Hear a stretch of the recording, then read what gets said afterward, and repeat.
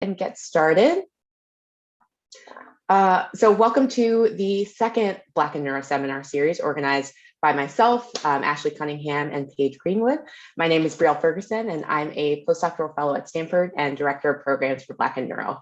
Before we start, I want to give everyone a heads up that if you look in the bottom right corner of your Zoom window, you should be able to access a live transcript if you would like. Additionally, if you want to share any tidbits about anything that you learned today, and we're hoping there'll be some good things, please do so by adding Black in Neuro on Twitter and then using the hashtag BIN seminar series.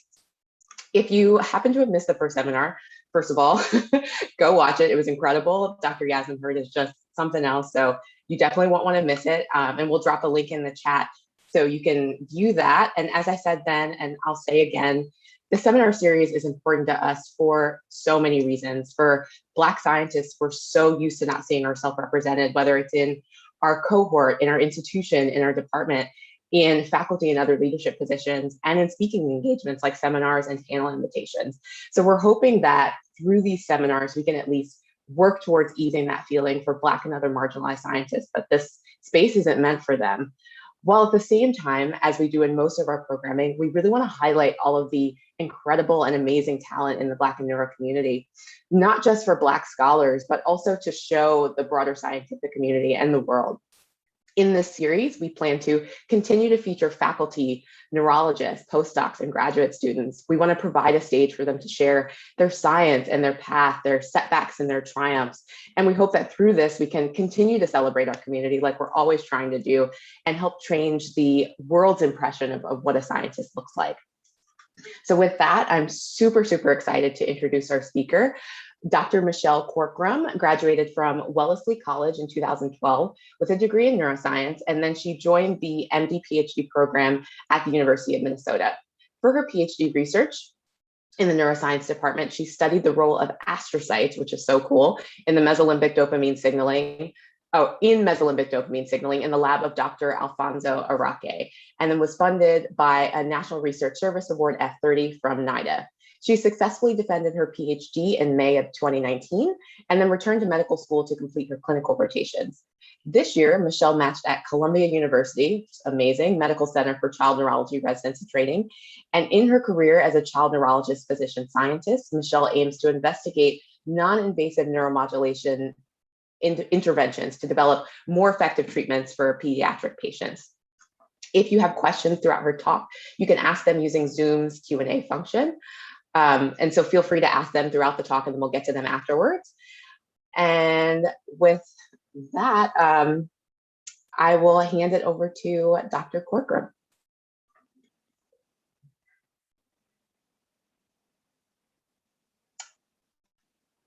And you are muted, I believe. Zoom struggles. Perfect. Thank you so much for inviting me to the Black in Neuro seminar series to present my work and then also talk a little bit about my career trajectory, becoming a physician scientist in child neurology. So because we're in a Black in Neuro series, I know that we're all really interested in science and the brain. So I will start my talk off with the research portion. And then at the end, I'll talk a little bit about my career path towards getting into becoming a physician scientist. So for my science, I studied the role of astrocytes in dopamine signaling at the University of Minnesota in the lab of Dr. Alfonso Araque and in collaboration with Dr. Mark Thomas. And we were looking at dopamine because it's one of the major neuromodulators in the brain. Dopamine is important for movement, it's important for learning and memory, and it's also important for reward.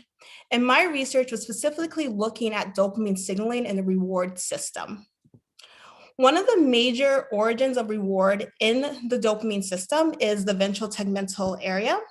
And the VTA projects dopamine to multiple areas throughout the brain, including the amygdala, the prefrontal cortex, and the nucleus accumbens. And my research specifically looked at dopamine signaling from the ventral tegmental area to the nucleus accumbens. A lot of work has been done looking at the role of neurons in dopamine signaling, but very little is known about the role of astrocytes in dopamine signaling. So why have astrocytes traditionally been ignored in the brain reward system. It's mainly because astrocytes do not generate action potentials. They're not electrically excitable, so they're thought to mainly play a support role in the brain. They were thought to provide structural support to neuron, aid in neuronal guidance, aid in synaptogenesis, provide trophic and metabolic support to neurons, and also aid in extracellular homeostasis. But even in the 1800s, Ramon y Cajal depicted the astrocyte front and center with the cell body and the processes extending from the cell body. And some of the processes go to blood vessels and aid with blood-brain barrier, but some of the processes also engulf neuronal synapses, suggesting that they have this intimate connection with neuronal synapses. It might also contribute to synaptic transmission and plasticity. I also want to point out, I call astrocytes the stars of the brain because they do have a star-shaped structure. There's a cell body and the processes, and it kind of looks like a star. So that's why I call them the stars of the brain. So now that we know that astrocytes do engulf these neuronal synapses, over the last few decades, researchers have found that although astrocytes are not electrically excitable, they don't generate action potentials. In response to brain activity, they do have increases in calcium. And this increase in calcium can then lead to the release of glutamate, ATP, GABA to modulate synaptic transmission and plasticity. So astrocytes play an integral role in information processing in the brain. And we propose the idea of the tripartite synapse. So instead of the traditional bipartite synapse, where there's bidirectional communication between the presynaptic and postsynaptic neuron, we're bringing the astrocyte into the picture. And we're saying that astrocytes respond to neuronal activity with increases in calcium, and then release neuroactive substances to modulate synaptic transmission and plasticity. And my work specifically wanted to know whether or not astrocytes play an active role in dopamine signaling. So I wanted to investigate whether or not astrocytes respond to dopamine with increases in calcium.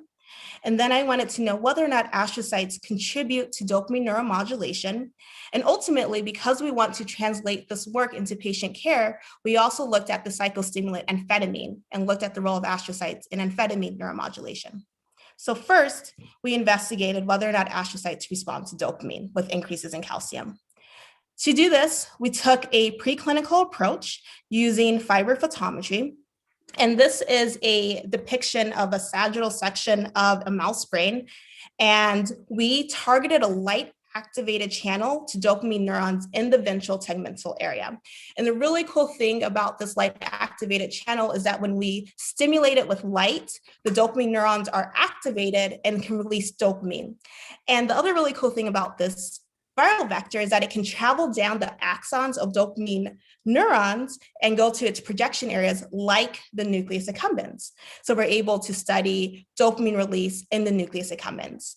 To confirm that we were targeting dopamine neurons in the ventral tegmental area, we co-localized the viral vector tag TD tomato with a marker of dopamine neurons, tyrosine hydroxylase. And we were able to confirm that our viral vector co-localized with a dopamine marker, suggesting that yes, we are targeting dopamine neurons.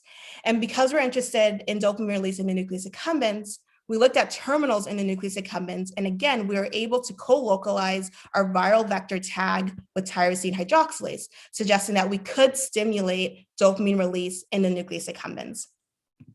Because I'm interested in astrocytes, I went to the nucleus accumbens and I targeted the astrocytes with a calcium indicator so that whenever they had activity, we could see the calcium increases in the astrocyte. And so I targeted the calcium indicator to astrocytes in the nucleus accumbens, and then I implanted a fiber optic to be able to record that calcium activity. And so here is a schematic of our fiber photometry system. So essentially, our preclinical mouse model is attached to the fiber photometry system. I will deliver red light to stimulate dopamine release, and then we can use blue light to record the calcium increases in astrocytes. And here's an example of one of our mice attached to the fiber photometry system, freely exploring its cage. And let's see what happens when we stimulate dopamine. So again, this is the schematic of the fiber photometry system. The red indicates when I shine the red light to cause the dopamine release. And throughout this talk, you'll see these relative fluorescence traces. And this is showing calcium responses in astrocytes. So the x-axis is time, the y-axis is the amount of fluorescence, the amount of calcium activity in the astrocytes. And what we see is that when I stimulate with red light, there's a significant increase in astrocyte calcium activity, suggesting that astrocytes are responding to dopamine release with increases in calcium. Astrocytes respond to dopamine signaling, which is super exciting. It was the first time it's ever been shown in the literature that astrocytes actively respond to dopamine with increases in calcium in the nucleus accumbens. So we're able to show that astrocytes respond to dopamine with reproducible dopamine stem, and astrocytes respond in a dose-dependent manner. So when I increase the frequency that I use to stimulate dopamine release, astrocytic responsiveness to dopamine increases. So astrocytes respond to dopamine, and it's in a dose-dependent manner. To confirm that astrocytes are responding to dopamine through dopamine receptors, we did our experiments in the presence of flupentixol, which is a global dopamine receptor antagonist. It blocks all dopamine receptors. And what we saw is that when we do our experiments in the presence of flupentixol, we no longer see an increase in calcium in astrocytes, suggesting that astrocytes are responding to dopamine through dopamine receptors. And then we did a control experiment where instead of targeting astrocytes with the calcium indicator, we just targeted them with a green fluorescence protein. And what we saw was when we stimulated dopamine release, there was no increase in the fluorescence level, suggesting that indeed we are looking at physiologic calcium increases in astrocytes in response to dopamine. So far, what I've shown is that astrocytes respond to synaptically released dopamine with increases in calcium in awake behaving animals. So now that we know that astrocytes are responding to dopamine, we wanted to know what are the cellular mechanisms mediating this response to dopamine. To do this, we went to acute coronal slices. So essentially, I had coronal slices from the mouse brain that contained the nucleus accumbens. And to structurally identify astrocytes, we use SR101. And again, we used our calcium indicator to look at the activity in astrocytes. And we're able to see that our structural marker for astrocytes co-localized with our calcium indicator. And then what I did was either locally apply dopamine to see whether or not astrocytes respond, or I optogenetically stimulated dopaminergic transmission. And what we found was that in SLICE, astrocytes respond to dopamine. I'm going to show a video. In this video, you will see astrocytes labeled with our calcium indicator, and there will be a circle in the corner of the screen indicating when I apply dopamine. You'll see this beautiful response of astrocytes to dopamine. So these were some of my favorite experiments to do during my PhD work. I loved seeing this bright response of astrocytes to dopamine. To me, it kind of looked like stars lighting up in the night sky. If you look at this astrocyte right here and this one right here, I do think it looks like stars in the brain. So these were some of my favorite experiments. And you can see that astrocytes are indeed responding to dopamine with increases in calcium. So now that we know that astrocytes respond to dopamine, let's quantify what we're seeing. So this is an image of an astrocyte in baseline conditions. This is a pseudo-color image of an astrocyte in baseline conditions. And then when I locally apply dopamine, I see an increase in calcium in both the soma and the processes of the astrocyte. And this is important because it's the process of the astrocyte that's at the neuronal synapse. And we're seeing that calcium increases in the process as well. This is represented in our relative fluorescence traces. We have baseline conditions. I apply dopamine at the arrow, and we see this increase in calcium in astrocytes. And it's also represented in our raster plot, time points on the x-axis and then regions of interest on the y-axis. And we see that at time point 0, when I apply dopamine, there's a significant increase in the number of astrocytes that are active. In the Araque lab, we like to quantify astrocyte activity with calcium event probability, which is essentially at any given moment, what is the likelihood that astrocytes are active?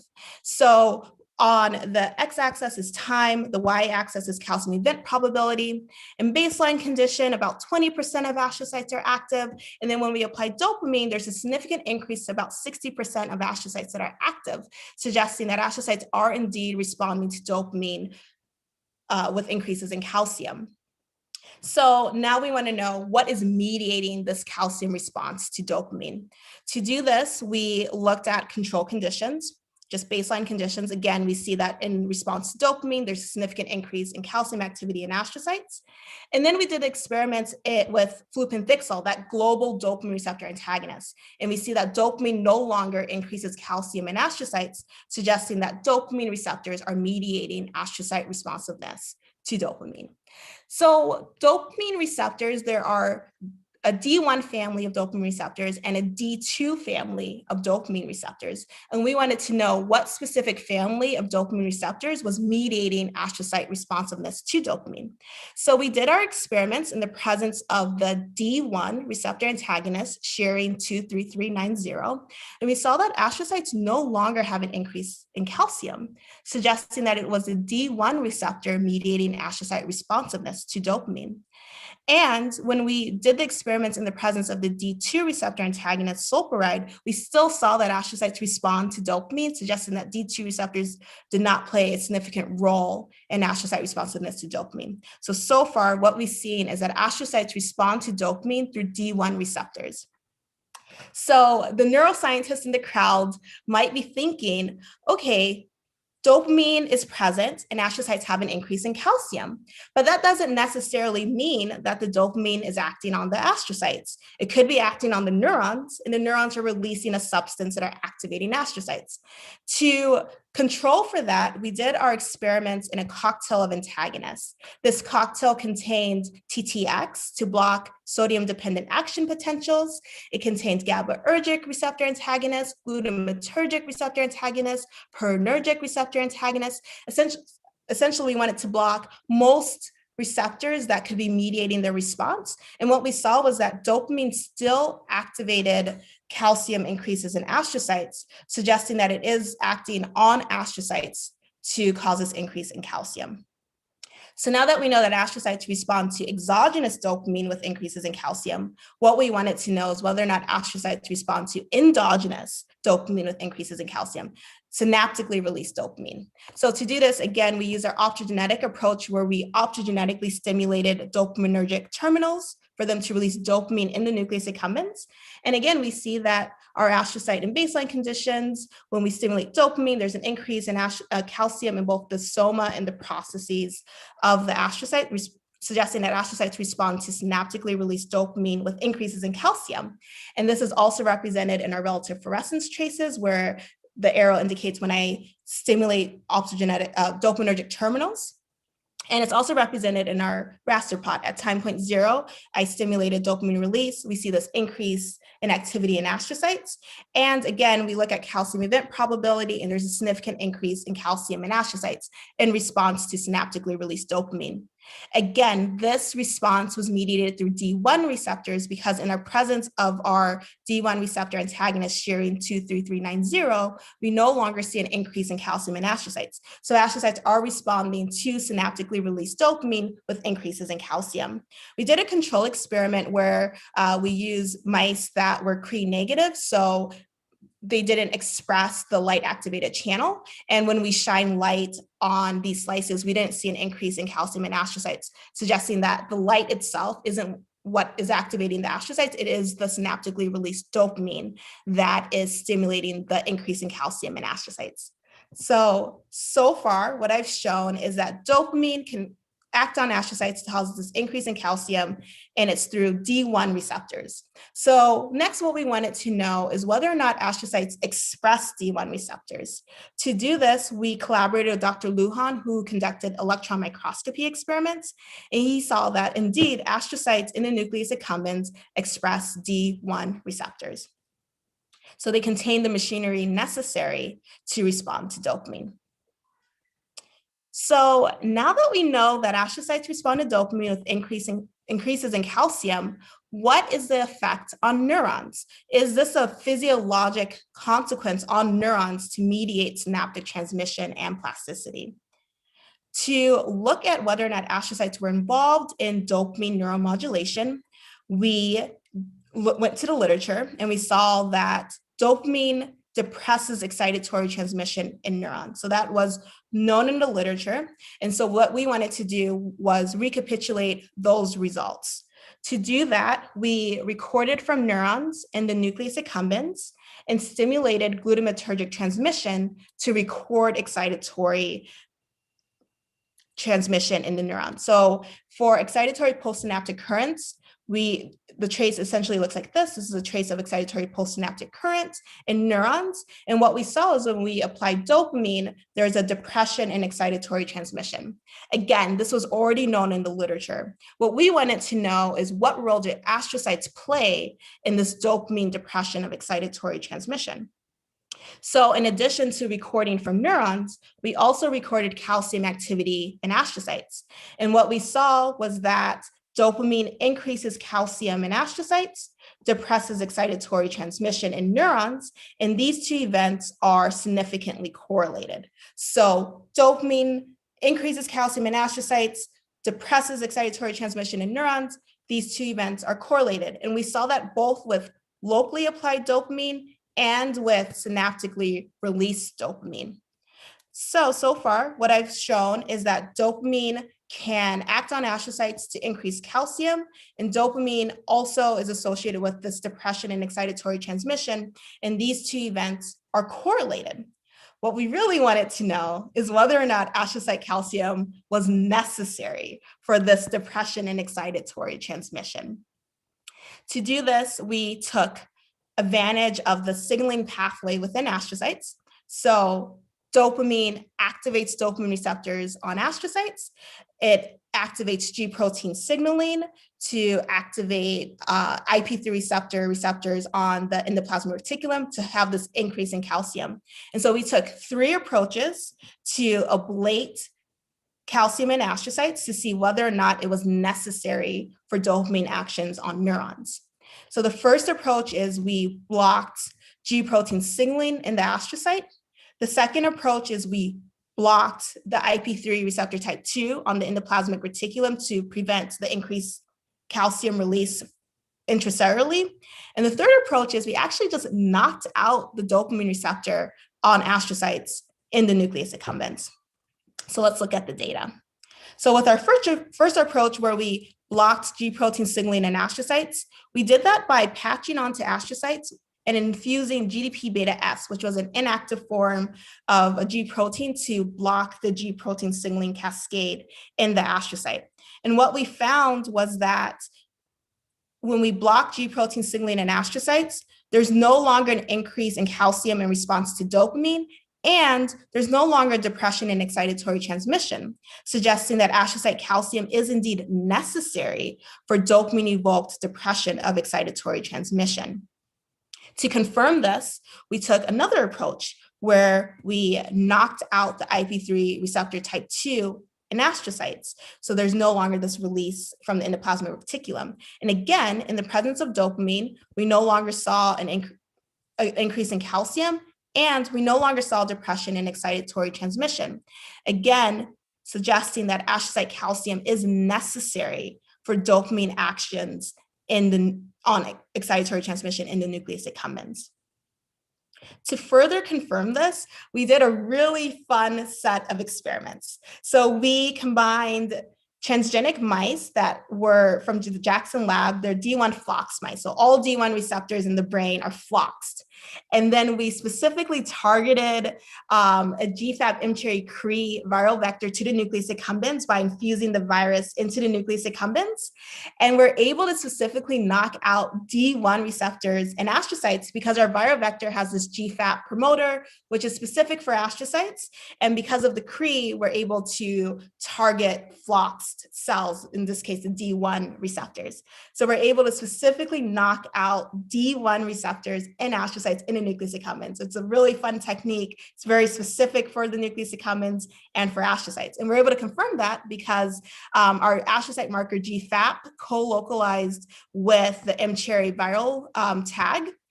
So it can co-localize with astrocytes, but it didn't co-localize with the neuronal tag NUN. So we're able to specifically target dopamine receptors on astrocytes.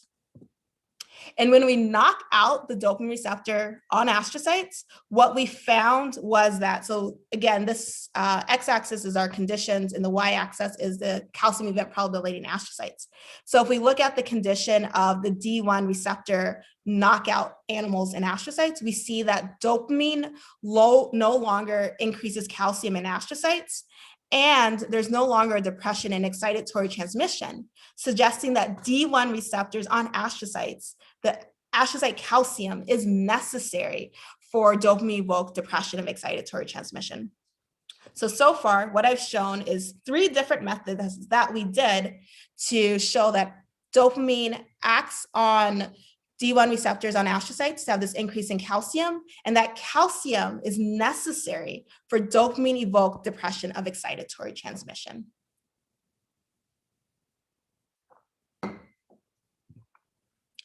So now that we know that astrocytes respond to dopamine with increases in calcium, we wanted to know, what are astrocytes releasing to cause this depression of excitatory transmission?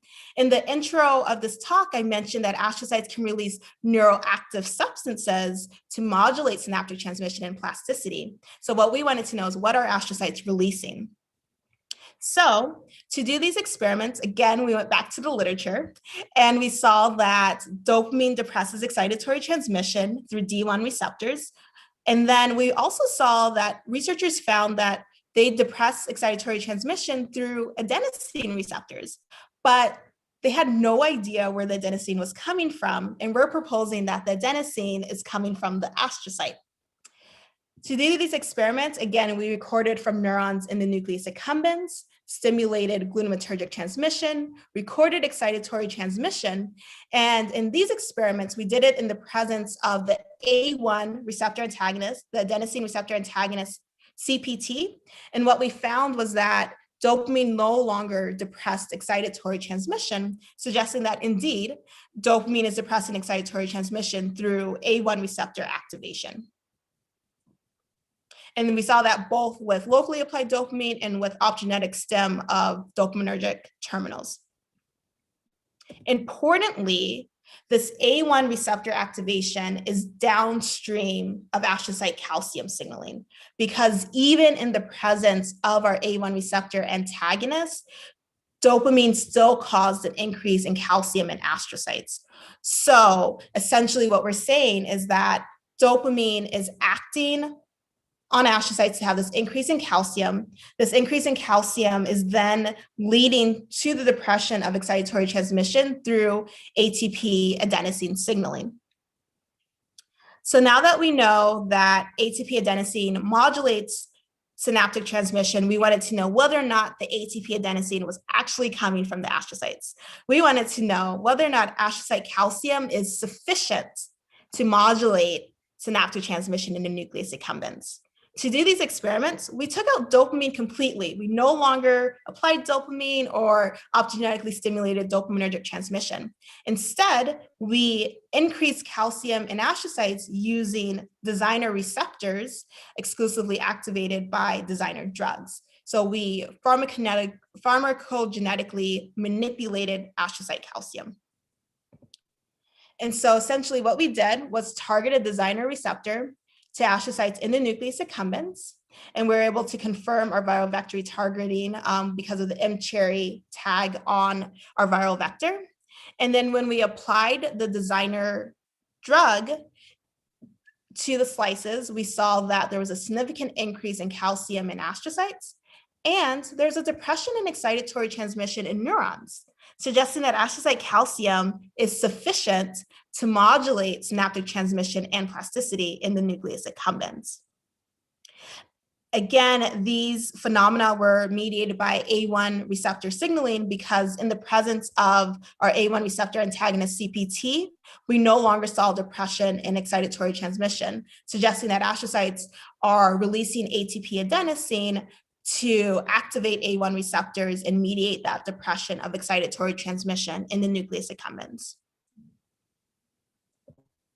So far, what I've shown is that dopamine can act on D1 receptors on astrocytes to have this increase in calcium. And this increase in calcium is both necessary and sufficient for dopamine-evoked depression of excitatory transmission.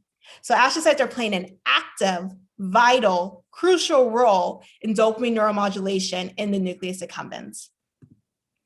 So now that we know that astrocytes play a role in dopamine neuromodulation, we did want to be able to translate this to clinical care, looking at the psychostimulant amphetamine. And amphetamine is really interesting because it's used as a therapeutic in patient populations. It's used to treat ADHD, but it can also be abused and cause substance use disorders as well. So we wanted to know, what role do astrocytes play in amphetamine neuromodulation? So normally at the synapse, a dopamine neuron releases dopamine, goes into the synapse, and to maintain physiologic levels of dopamine, it's transported out of the synapse through a dopamine transporter.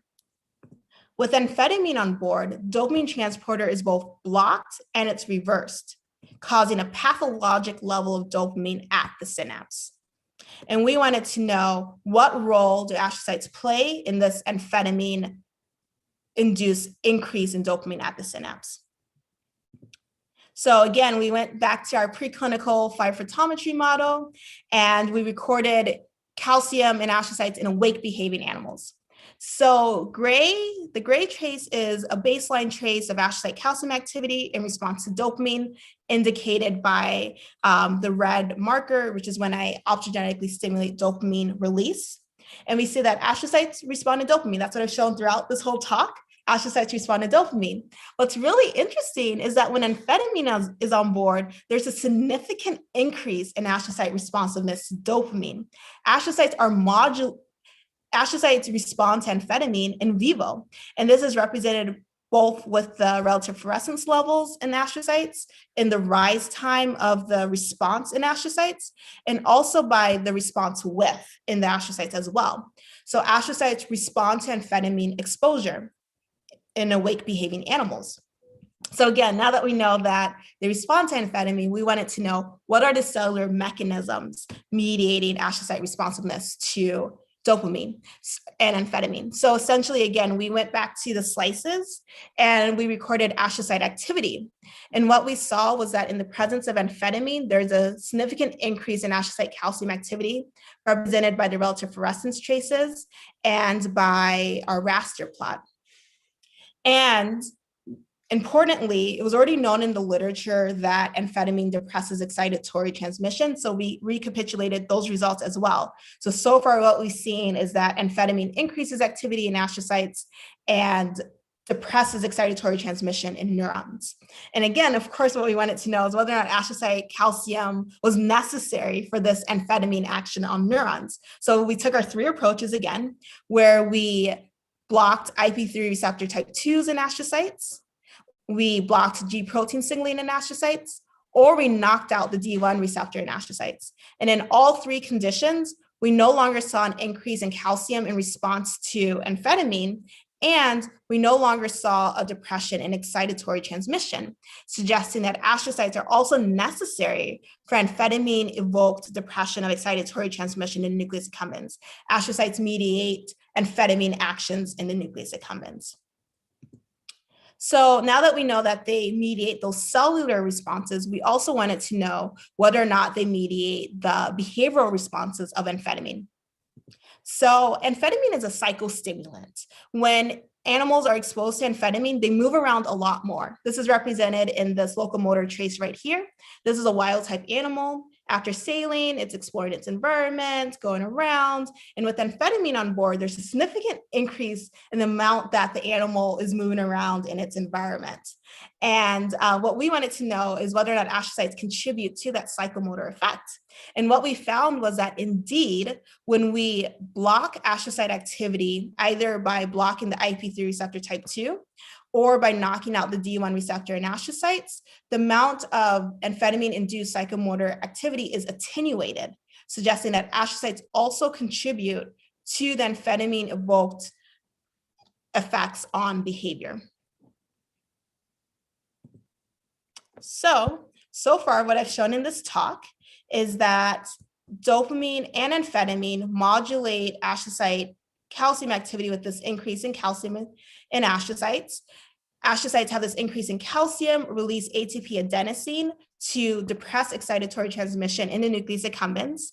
And astrocytes are calcium is both necessary and sufficient to modulate excitatory transmission in the nucleus accumbens. Astrocytes are indeed playing an active role in synaptic transmission in the nucleus accumbens.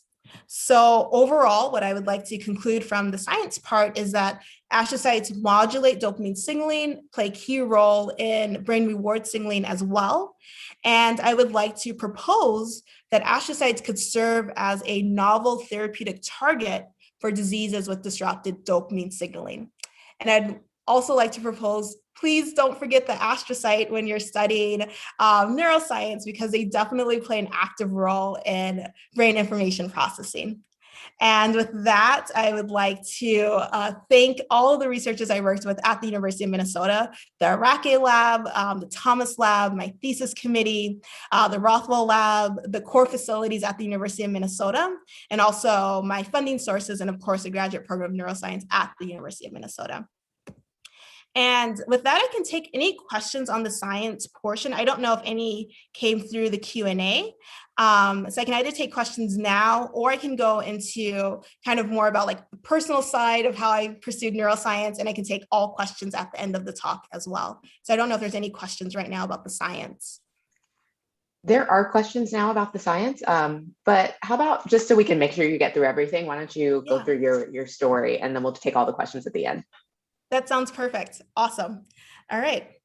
So essentially, I just kind of wanted to talk about my trajectory towards studying neuroscience, pursuing an MD PhD, and becoming a child neurologist physician scientist.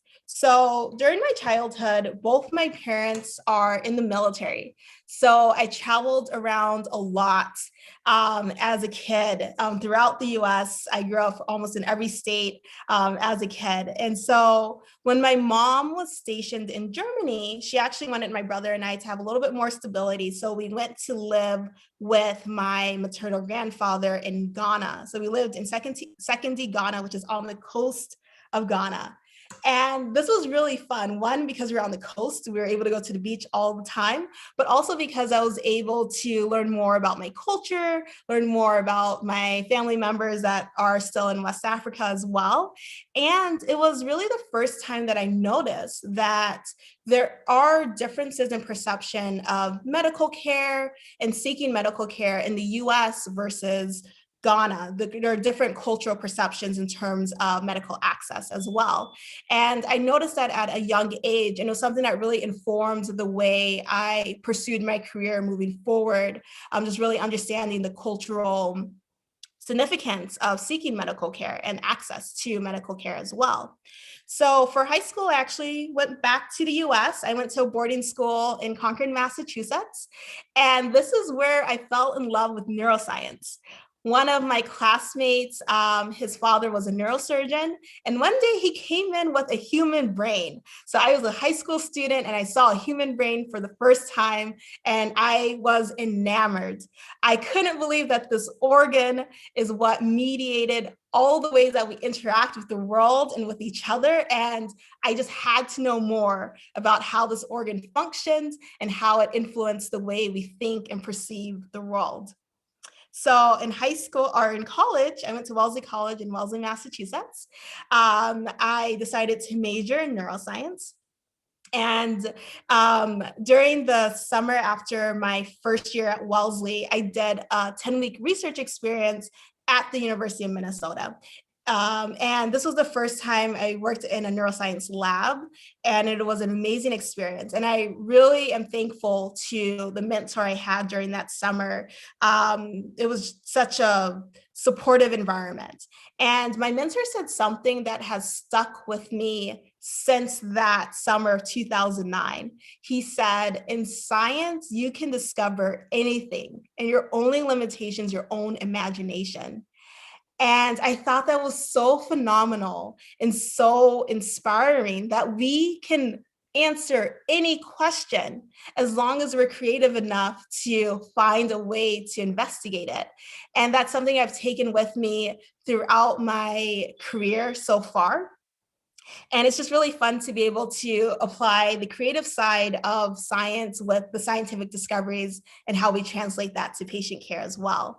And then the summer after my sophomore year at Wellesley, I did another research experience, this time at Emory in Georgia.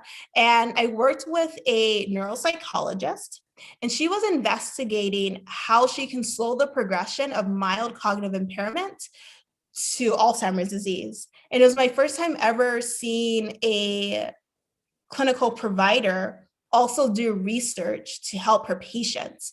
And that's what made me want to pursue an MD PhD, to really be able to translate my work that I'm doing in the lab to patient care. So that's why I decided to pursue an MD PhD, and I did that at the University of Minnesota.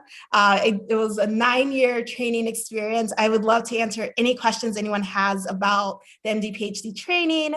I loved it. It's amazing.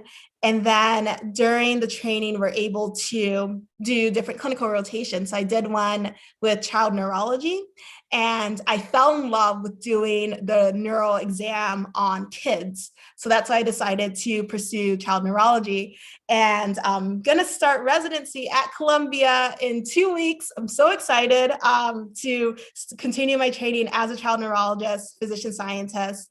And with that, I will take any questions that you have. It can be anything.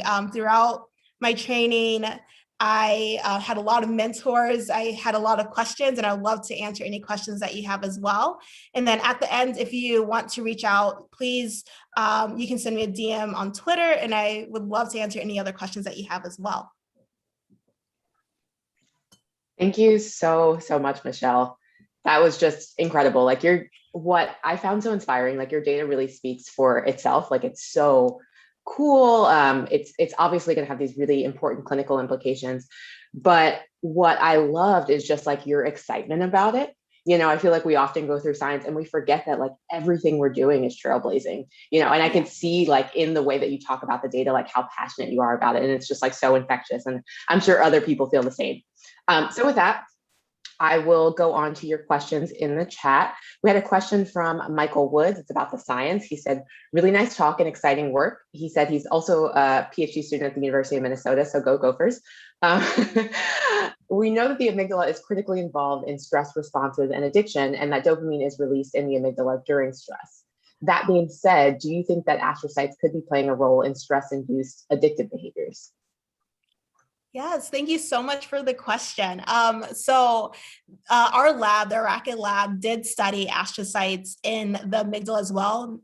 And what they found was that astrocytes do play a crucial role in fear responses. And so that was looking more so at fear responses and not necessarily at addiction. So I definitely think that future work looking at astrocytes after exposure to drugs of abuse in the amygdala would provide more insight into the addiction circuitry in the amygdala. But I definitely think that there is literature out there suggesting that astrocytes are actively involved in amygdala circuitry, and adding that extra piece about addiction would provide even more insight into that. Thank you. We have another question. This is from Tiara Riggins. She asks, were you able to distinguish between wild-type astrocytes and reactive astrocytes? And does their phenotype play a role in signaling pathways between normal A1, A2 reactive astrocytes? Yeah, thank you so much for that question. And it's really interesting. These A1 and A2 astrocytes are really emerging as an important factor in really like targeting specific pathophysiology conditions.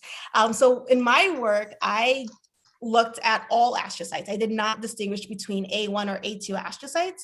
I looked at all astrocytes that had the GFAP promoter attached to them. So future work looking at A1 versus A2, I think could provide even more insight into what type of astrocytes are contributing to dopamine signaling. And it would also help us develop very specific targets for developing treatments for patients. So right now, in my mind, is we can use the GFAP promoter to target astrocytes. But if we're able to know whether or not it's A1 versus A2 astrocytes, reactive versus non-reactive astrocytes, it can make our treatment interventions even more specific. So that's a really great future direction as well. Thank you, Michelle. We have another question from Arthur Brando, a comment in the question, he said, congratulations, beautiful work and wonderful presentation. Have you investigated astrocytes distribution within the nucleus accumbens? And do you know if astrocytes have a balanced distribution in the core and in the shell? Yeah, thank you. Thank you so much for that question. It's so important to be able to distinguish the different structures within the brain. So all of my experiments were done in a nucleus accumbens core. I did not look at the nucleus accumbens shell, so I can't speak on astrocyte responsiveness to dopamine in the shell of the nucleus accumbens. And so essentially within the core, I did see that all astrocytes that I looked at, about 60 to 70% of them did respond to dopamine, but it would be interesting to kind of look to see, is there a differential responsiveness to dopamine in the core versus the shell? Great, thank you. We have a question from an anonymous attendee. Obviously, there are a lot of really cool directions that you could take this work, and you mentioned some of your potential future directions, but they're curious, are you going to continue working on astrocytes during your residency, or do you have a new project on the horizon? Yeah, thank you so much for the question. So I love astrocytes, and I know that when I start my own lab, I will be studying astrocytes as it relates to neuropsychiatric disorders. During residency, I'm hoping to learn more about non-invasive neuromodulation and how we can manipulate specific circuits within the brain with non-invasive neuromodulation, whether that's direct current stimulation or transcranial magnetic stimulation, and how that influences specific cell types, specific circuits within the brain. So that's what I'm hoping to do during residency. And then once I gain that technique, once I start my lab, I'll be able to both look at astrocytes, look at non-invasive neuromod, and really understand like brain neuronal networks as it relates to astrocytes, and then how can we target them with non-invasive neuromod. Amazing. Take note, y'all. She said when she starts her lab. So I don't know how many years that is down the road, but you know, she'll obviously be a great hire. So I hope people are listening. Okay, our next question is from Benjamin Clark. Do you think that the astrocytic impact on the circuit in the nucleus accumbens is large enough to impact long-term consequences of drug intake, like in addiction? Yes, thank you so much for the question. And it's really important because everything I showed so far was looking at excitatory transmission, but looking at that long-term plasticity is so crucial, because essentially when animals are exposed to drugs of abuse, there's this long-term neural adaptations that happen. So I did do some experiments looking at astrocyte responsiveness to dopamine throughout the course of addiction. So essentially during acute exposure to amphetamine, which is what I showed in this presentation, during repeated exposure to amphetamine, during withdrawal, and then during re-exposure to amphetamine. And what I saw is that astrocyte activity does demonstrate plasticity throughout the course of drug exposure. So these are super exciting results that I think would have implications in that long-term effect of drugs of abuse. And when would be the best time to target astrocytes to develop treatments for substance use disorders as well? I think looking at astrocytes throughout the course of addiction would provide more insight into that. Thank you. We had a question from Gladys Shaw about the role of mitochondria in what you're finding. So they said, amazing talk. Due to the mitochondria's role in modulation of calcium signaling within astrocytes of the tripartite synapse, have you seen any evidence in your data suggesting an overall change in mitochondria function within the astrocytes in your model?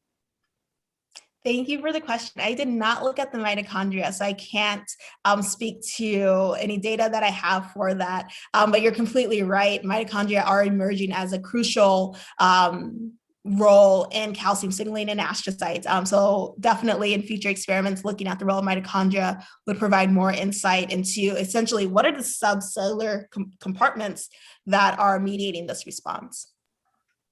Thank you. Let's see, we have another question from Martin Job. Very interesting. For neurons, the effect of amphetamine and dopamine, we know, follow this inverted U-shaped response. So have you seen anything similar in your data for astrocytes? So essentially for astrocytes, when we expose astrocytes to dopamine, we see that there's this robust increase in calcium in the cytoplasmic compartment. And I showed some data at the beginning where we see that with repetitive stimulation with dopamine release, the response to the dopamine decreases in astrocytes. So essentially with each stem of dopamine, astrocyte calcium levels is a little bit lower. So that's really interesting to really think about what the sensitivity level of these dopamine receptors on astrocytes, how does it change with repeated exposure to dopamine? So that's one thing that we observed in the data to kind of suggest that there is some type of plasticity going on in the astrocytes in response to dopamine exposure. Amazing, thank you. We have a question from Jimmy. Sounds like he might be an electrophysiologist. From your astrocyte fluorescence traces, it looks like over time there's a reduction in firing. So do you see any reduction or saturation of firing over time? Yeah, that question is really great from the other question as well. So essentially, I just mentioned that with repeated exposure, repeated dopaminergic activation, astrocyte responsiveness to the dopamine is a little bit decayed. So I don't know if that's something to do with the dopamine receptors on the astrocytes becoming a little bit saturated with each exposure. So we saw that. And then overall, with astrocytic responsiveness to dopamine, it would be interesting to look at like over time with control animals, when we stimulate using the fire photometry system, does astrocyte responsiveness to dopamine change? But I did mention the little bit of decay that we see with repeated exposure to dopamine. Awesome. Okay, we have a question that's kind of switching gears. John, thank you for sharing your career path. And they said it was quite interesting, and they asked if you could share some of the challenges that you faced in your career and how you overcame them. I know that's broad, but anything big that stands out to you? Yeah, absolutely. Yeah. Absolutely. So with all career paths, there are definitely challenges that occur. I think that even deciding to do an MD PhD, for me, that was challenging because in college, that's when I first found out about MD PhD training. And I was so excited to have this opportunity to see patients and also do research, but I wanted to know a little bit more about MD PhD training. So I talked to some of my mentors in college, as well as some physician scientists that were in the community. And a lot of times, the people that I talked to said that doing an MD PhD is very hard, especially for women. And it was really discouraging hearing this information from people that I thought were my mentors that really didn't support my passion to pursue an MD PhD. Luckily, my family is very supportive. And so I had the support of them when I was applying to MD PhD programs. And I knew that if it's something that I was passionate about, I would be able to excel in it. But even taking that step to apply to MD PhD programs was slightly a challenge. And then throughout MD PhD training as well, there are like parts of the career path that can be challenging. So for example, you do 2 years of med school and then you go into the PhD phase, which is awesome and super exciting. And then after the PhD, you transition back to med school. So you do your 3rd year of med school. And PhD training and med school training are completely different. PhD, you kind of create your own schedule. You go in when you go in and you're productive. For MD training, it's a lot about like memorization, the schedule's set for you. So doing that transition from PhD to back to med school was a little bit challenging. Luckily, the leadership in the program and older students in the program were also like very helpful in terms of like adjusting back to med school after doing the PhD. Great, thank you. It seems like you have a lot of advice to give, and I can tell people are definitely kind of itching for more from you on that, and definitely like some potential mentorship. So I'm sure you'll get some people in your DMs. Yes. We have another question from Ezekiel. They said, great talk, Michelle. And they asked, do the calcium oscillations in astrocytes promote gene expression changes in those astrocytes as they do in neurons? Thank you for the question. And that's so important because if we could see what specific genes are changed in astrocytes, then that would be another way to specifically target astrocytes in the clinical population as well. So I personally didn't look at gene expression changes, but there is some more literature coming out showing that, especially with drugs of abuse, like GLT1, a glutamate transporter, expression in astrocytes are changed, and they're using different pharmacologic interventions to target those glutamate transporters on astrocytes to remedy the effects of drugs of abuse. So GLT1 is changed, and then GFAP levels are also changed in astrocytes as well in response to drugs of abuse. Awesome, thank you. We have another question from Tier Riggins. In your data, do you always see the phenomenon of hyper to hypopolarization? And have you done any work to address the mechanisms of this?